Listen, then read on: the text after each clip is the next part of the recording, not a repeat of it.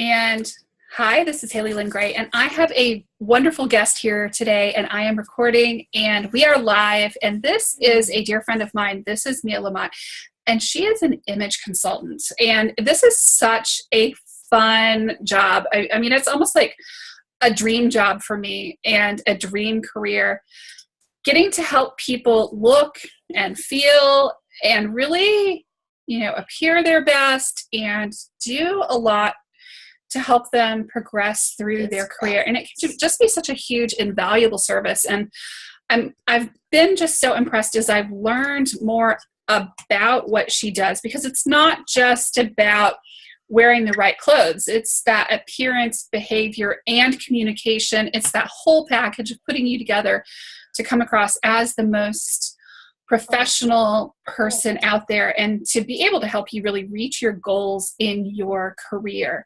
Welcome, Mia. I'm so glad to have you here. Thanks, Haley. Thanks for having me. This is so much fun. And, I have seen, some of the things that you're doing and talk to some of your clients, and they're just so happy with the work you're doing. And it is just amazing. And tell us a little bit about what you really do with a client. Sure. So typically, when I first start working with a client, we have what I call a discovery call. We talk about what kind of business they're in. We talk about what their business goals are. We also talk about what they do in a given week or a given month, because that's really going to determine what kind of wardrobe you have. And then we talk about what kinds of activities that they're involved in at work. Do they travel for work? Do they work with people who are not from the same culture? There's a lot of things that go into being professional and showing up and having executive presence. And so I take a look at all of those things and ask the client that I'm working with if they feel comfortable in all of those areas. And so whichever ones they feel the least bit comfortable in are the ones that we get started with right away. Mm-hmm. Yeah, and I think that it's important to really kind of know where you are and where you want to go and have all those goals in mind. But, a lot of times people dress the way they want to dress. So why does appearance, behavior, and communication really matter, even if you're an entrepreneur or trying to progress in business? Well, I think it matters because when people first see you, they make judgments. I'm not saying that it's right or it's wrong, but it's just what we do as humans. Most people will size you up in 3 to 6 seconds. And they make all kinds of judgments about you. They make judgments about your income level, your education, how competent you are, just based on the way that you show up and the clothes that you have on, if they're ironed, if they're current, if they fit well. So all of those things come into play when we see somebody for the first time. Mm-hmm. And communication also plays an important role in this, right?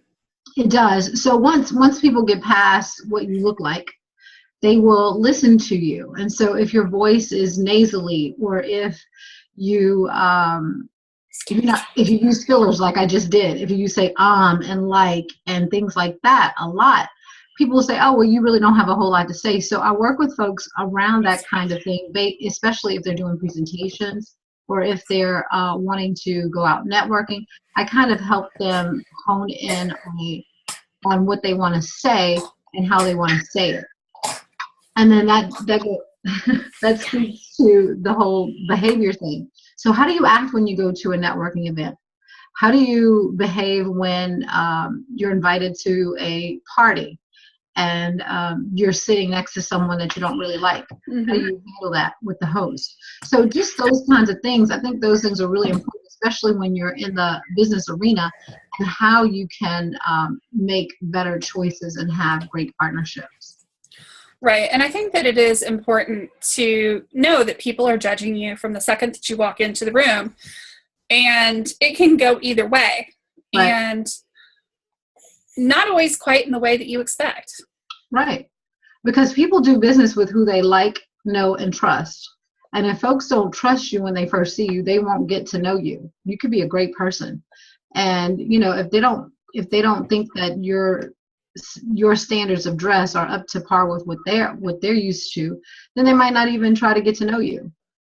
Right. Absolutely. And I mean, that's kind of an important thing to remember, and it can go either way. So you can overdress for a certain situation and you can completely underdress for a situation, and both can be detrimental. Right. So what I typically suggest is I suggest that my clients do their research. So think about where you're going to. Let's just say you're going to meet a client and your client is an attorney, but you work for an ad agency. And typically at your agency, you guys wear, let's just say you wear jeans and you wear these artistic ties, or you wear these really fun shirts. Well, if you're going to the client's office and they wear suits every day, you would want to mirror what your client is wearing, right? Right. Yeah, absolutely. Right. So it's not about your comfort, it's about the comfort of the person that you're going to see. So you want to make sure that they're comfortable. And if you show up in jeans and, some artistic shirt, they could be really uncomfortable around that because they're used to seeing people in suits and they're used to being in suits or working around judges or other attorneys. So you just have to be mindful about who you're going to see, do your research, and know what you're going to be doing while you're there. Absolutely. And I mean, all of that's so important. And I mean, I just, I can't begin to, talk about, just how important that really is. So appearances matter. Yes, Anna, absolutely. And it's not just, you need to lose 20 pounds or whatever. But it's really that, fit, cut, style, that kind of thing. And I know that Mia does a great job with that, with helping people find the right clothes. Right. So what's really important, Haley, is that people dress the body that they have, not the body that they want. And a lot of us will buy sizes that are too small or too large, based on where we are with the comfort level of our bodies. And so what ends up happening is that if your clothes are too tight, it makes you seem like you're out of touch and that you don't really know what size you wear. And if you buy your clothes too big, it makes it seem like you're sloppy or you don't care. So really it's honing in on acceptance of what you have, because even if you lost that 20 pounds, your body shape is going to be the same. You may not have as much flesh on it, but if you have a defined waist, you're going to always have a defined waist. If you're, straight up and down, you're going to always be straight up and down no matter how much you weigh. So it's really important to know what silhouettes work best for your body type and then have them tailored to fit your body. Most clothes manufacturers make their clothes make them in a rectangle shape. And when they do that, it doesn't fit most people. So a lot of women I know think about the cost of an item and they really say, okay, I'm spending $20 on this shirt. But really they should factor in the cost to get it altered to fit them. And when they do that, it looks so much better. It looks like it's a custom piece. Right. And finding a good tailor, I think, is worth its weight in gold. Right. Right. And somebody that knows your style and knows how you like to wear your clothes, it's really important too. So they can actually help you get your wardrobe together as well. So the tailor that I use, she is phenomenal. She will take my skirts and make sure that they pencil in a little bit at the bottom because she knows that that's what I prefer and that's what looks best on me. And so having that conversation up front with the tailor about your preferences and how clothes should lie on your body is invaluable. Absolutely. And it's huge. I mean, I've seen cases like with myself where I've taken, just a regular dress and that, may gape a little bit in the front or, under the armpits, especially is prone to doing that, or it hangs a little funny. And yes, I'm overweight. Okay, I've got that. But if you I've gone to the tailor with a couple of things and it comes out and it looks like it's an absolutely custom piece and it looks amazing. And you don't need a lot of clothes if the ones that you do have fit exceptionally well.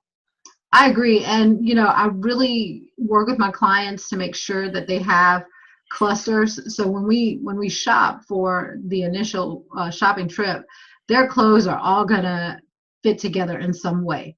We would start with, especially if it's for their work environment. So we'd start with some basic pieces, and then from that we grow the wardrobe. And so you have these clusters of clothing that you can mix and match, and you don't have to go out and continue to buy and buy and buy, because that's really, for me, buying more than what we need is destroying the environment. We ship tons of clothes to other countries every year, and it pollutes their water, it pollutes their air, and we just use an excess here in America just because it's what we're used to doing. Right.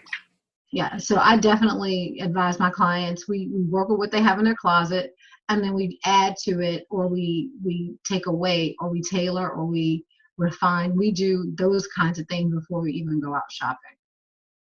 Yeah, and I think that's really important too. I didn't appreciate how important a good tailor was until I was well into my adult years, and just being able to walk in, and you may end up doubling the cost of a shirt just by having it altered, but those are the pieces that I have worn for years and years and years because they just fit correctly. Right.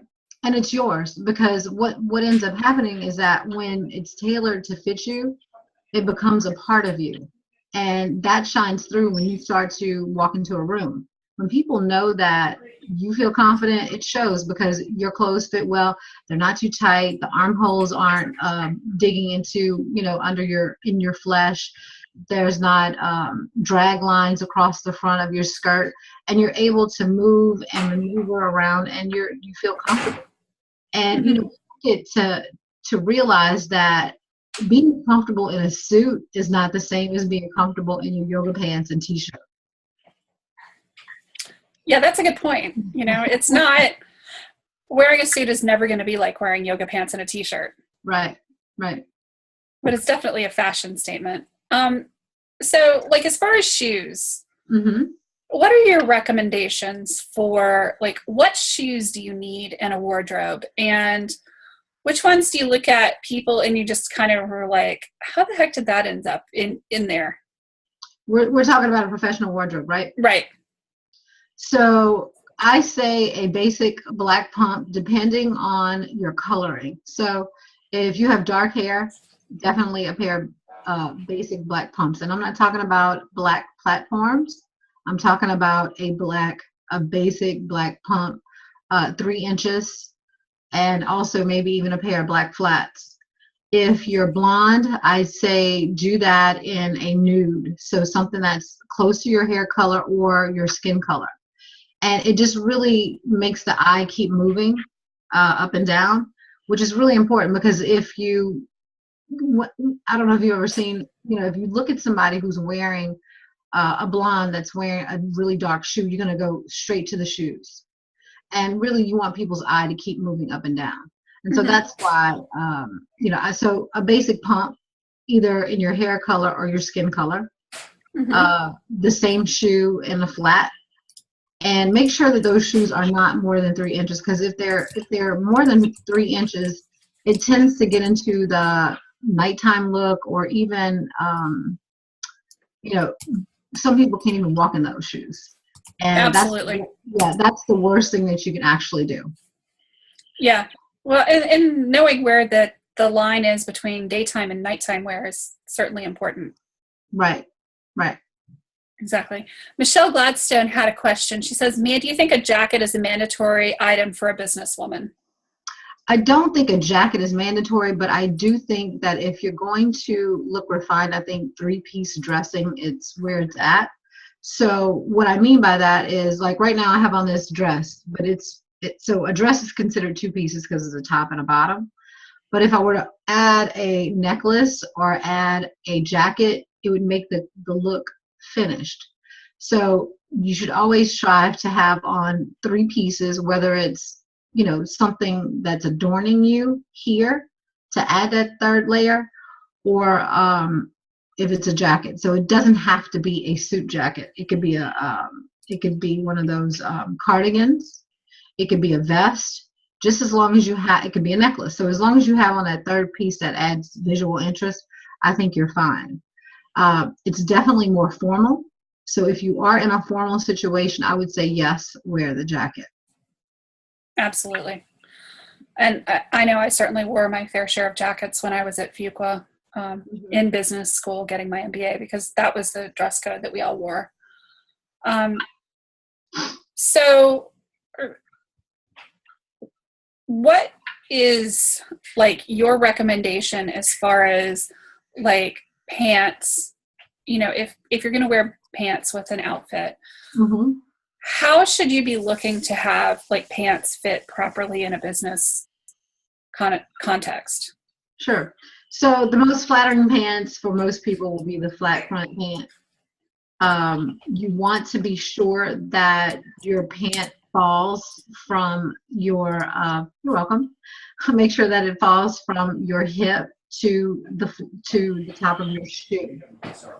So if you're wearing a, let's see, if you're wearing a pump, where the opening is at the bottom of the foot is where that pant hem should lie. Your hem should not be dragging the floor. It shouldn't cover your shoes.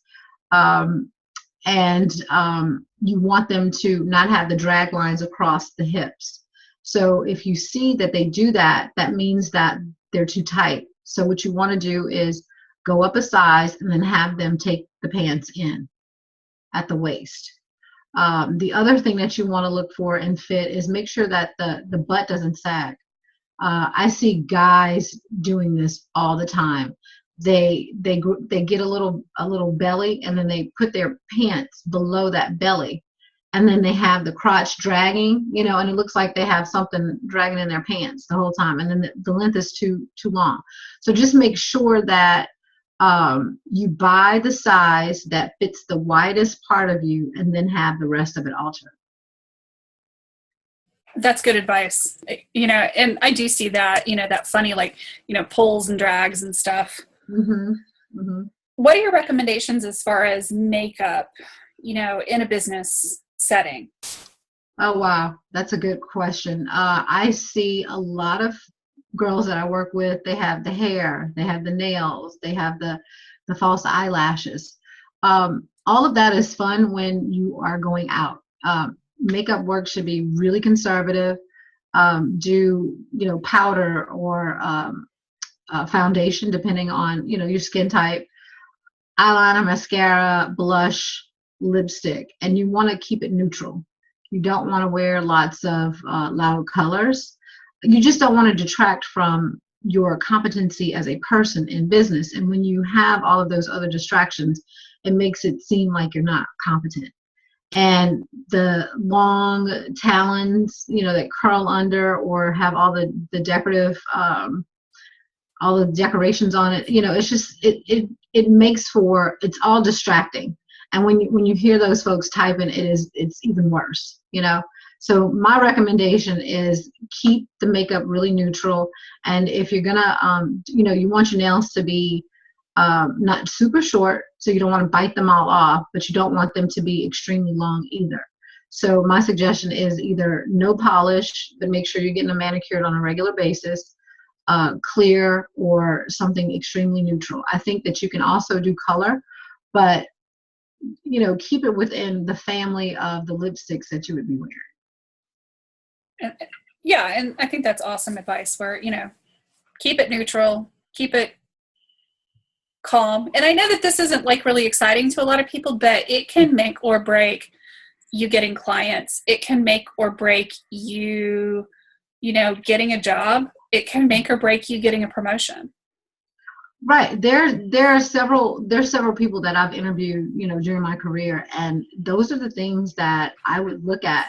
And if it were between them and somebody else who had the same qualifications that they had, I'm going to pick the person who is dressed more conservatively or in line with what our culture is as a corporation.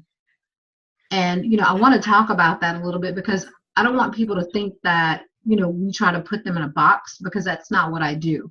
What I want people to understand is that they have an authentic self. And based on that and where they're working, they should align. And if they don't, if the culture at the place that you work and the way that you want to dress don't really align, then maybe that's not the place for you.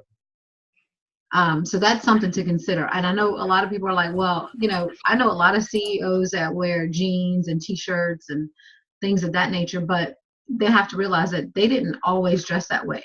So when Mark Zuckerberg goes to, get money from a funder, he's going to wear a suit. He's not going to go in his jeans and his t-shirt. So back to mirroring the person that you're going to be with, or mirroring the client or the person that you're going to be interacting with.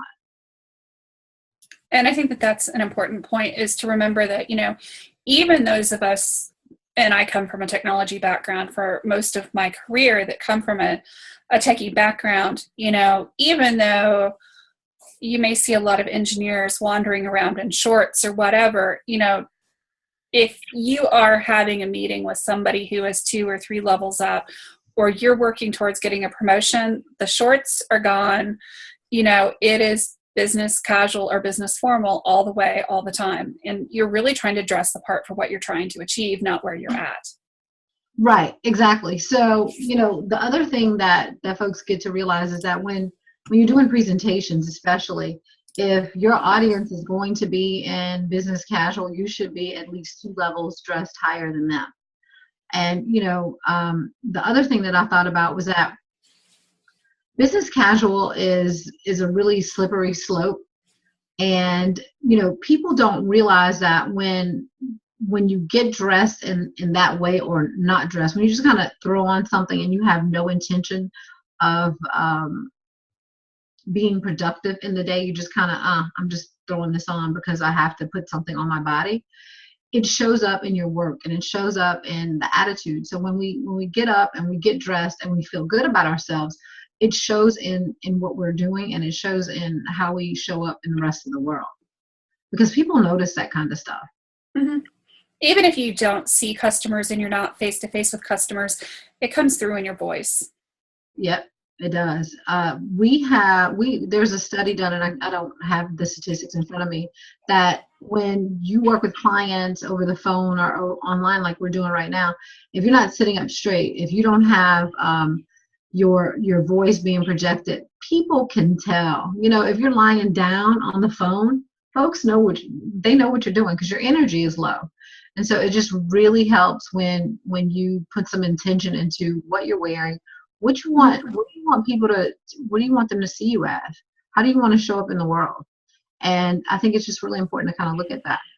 Yeah, and it almost doesn't matter, what your business is or what you're trying to do, but having that energy where you need it to be, or if you're on the phone, standing up and smiling, right, or sitting up straight and smiling, goes a very long way towards building a positive impression.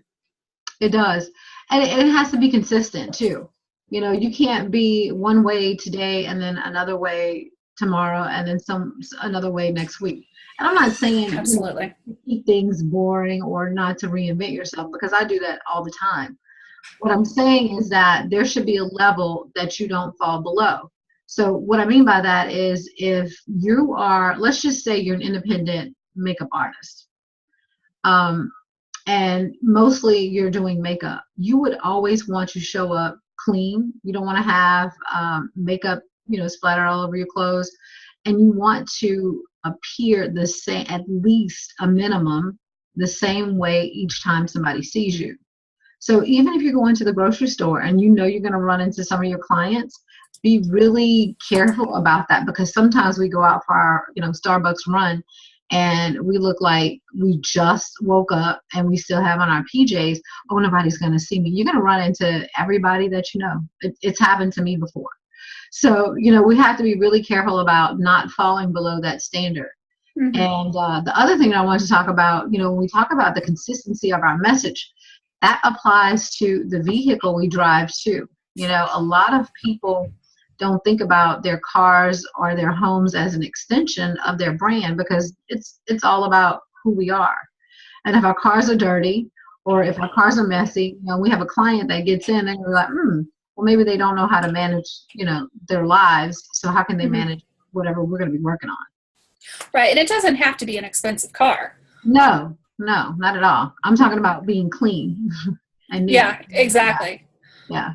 And I mean, I think that is very important is, people will make all kinds of judgments about you if they get into your car and it's filthy. Right. That's a good point. Yeah.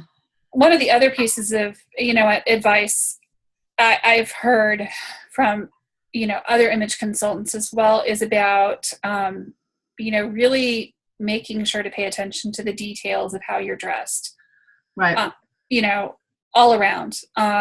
So people will judge you based on, jewelry or all kinds of stuff. So, be aware of the kinds of jewelry you're wearing or how your hair is cut or, what that really looks like. Right. And it's really about being self-aware, Haley. A lot of folks that I work with, I ask them what kind of work have they done to work on themselves. So have you done any professional development? Have you done any personal development? Have you done any work around grooming? Just, what do you know about yourself and what do you know about where you want to go, where you're headed? So if people don't really have a clear definition of where they've been, where they're going, where they are now, it's really hard to chart a course for them.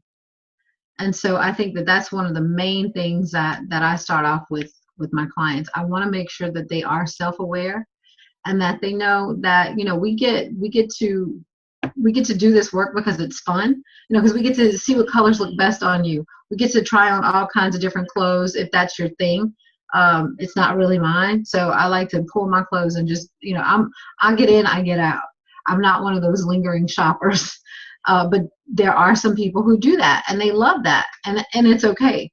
So I think it just really depends on how much work you've done with yourself and then where you want to go from there. I agree. Yeah.